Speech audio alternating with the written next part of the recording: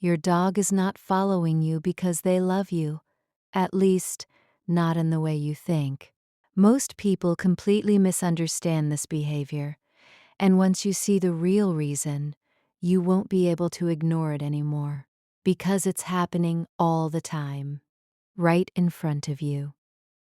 If your dog follows you everywhere, even when you just stand up for a second, even when you walk into another room, you're not alone. Millions of dog owners experience this every day, a constant shadow, always there, always watching. But here's the strange part. They're not always asking for anything. No food, no toy, no attention. So what is really going on? Because if it were just about boredom, they wouldn't do it this consistently. And if it were just about affection, it wouldn't look like this. So what if this behavior has nothing to do with what you think? What if it's something deeper, something they can't turn off? Most people assume dogs follow because they want something: food, attention, entertainment. And yes, sometimes that's true.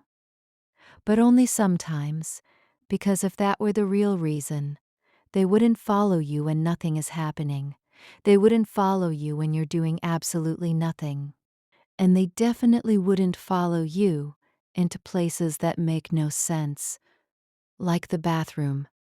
So why do they do it?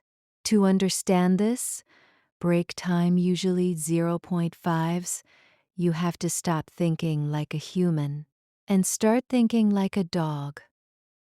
In the wild, dogs are not independent animals. They are pack animals.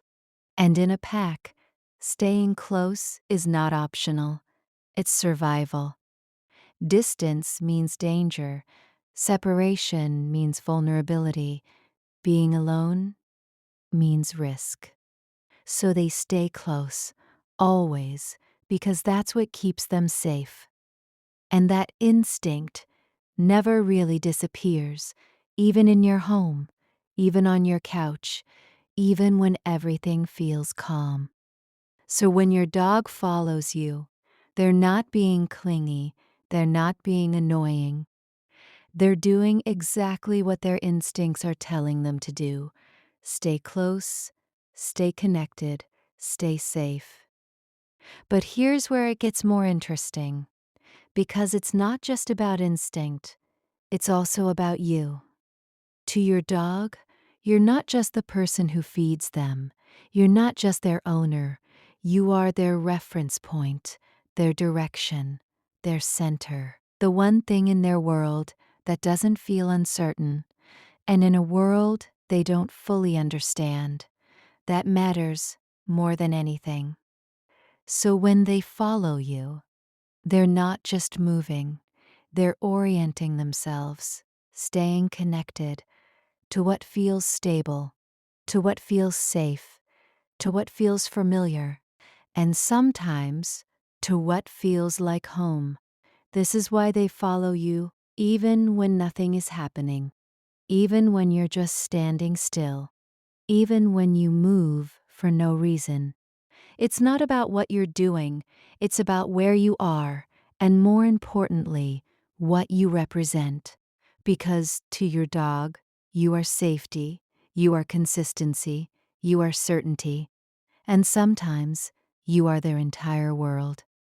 So next time your dog follows you, pause for a moment. Don't see it as neediness. Don't see it as something random. See it for what it really is: trust, connection, instinct, a silent way of saying, I feel safe with you. And once you truly understand this, you'll start noticing something else, something even more subtle: the way they look at you, in complete silence, because that might be telling you even more.